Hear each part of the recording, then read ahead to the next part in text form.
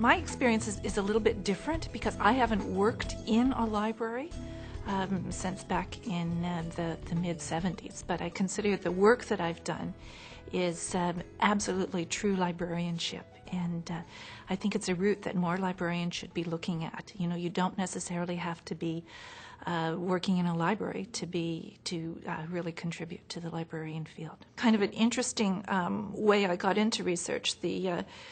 Basically, my first job was photocopying.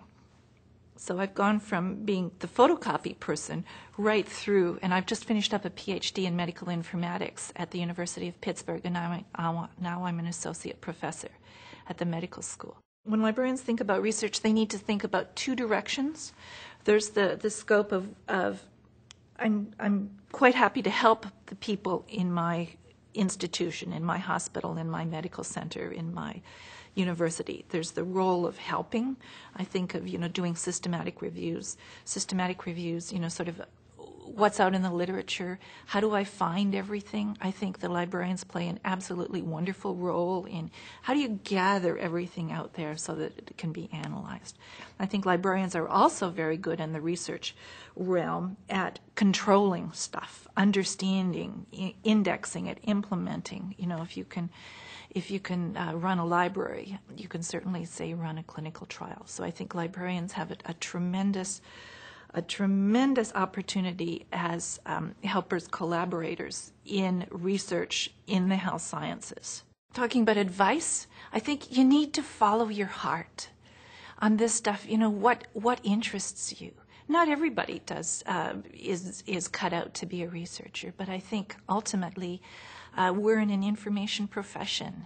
Let's produce some of our own research. Let's just go for it. And I think librarians are absolutely skilled at doing research. They're curious. They're not afraid to go where they don't know anything about it. They have good people skills.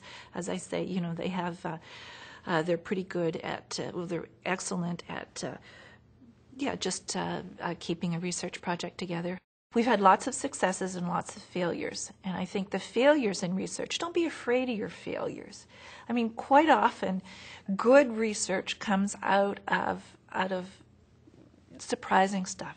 Just because something, looks good doesn't necessarily mean that it is good. You need to get in there. You need to have successes, but I also think you need to have failures. I think one place I would like to encourage librarians to do more work in is actually publishing what they do. So often, as a small library will do a study, say looking at a journal issue or an issue around a journal or a question or something, and they come up with good data, and they analyze their data and they make their decision.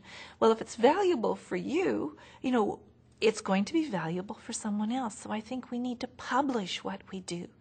I think we have some good venues for that. And again, back to what MLA can do, JMLA, the research section and their hypothesis.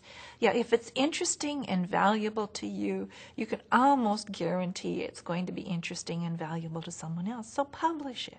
Go ahead, write it up and publish it. MLA has been instrumental in recognizing some of the work that I've done. I've always felt that, even though I'm not in a library, what I'm doing is vital to the profession. I was a librarian first. I'm proud to be a librarian, and I think MLA has recognized that. I think one of my biggest memories is having MLA ask me to do a continuing education course in the early 80s. And that was really good for me to be asked and approached to do that. And of course, there's no better way to learn something than to be given the opportunity to teach it.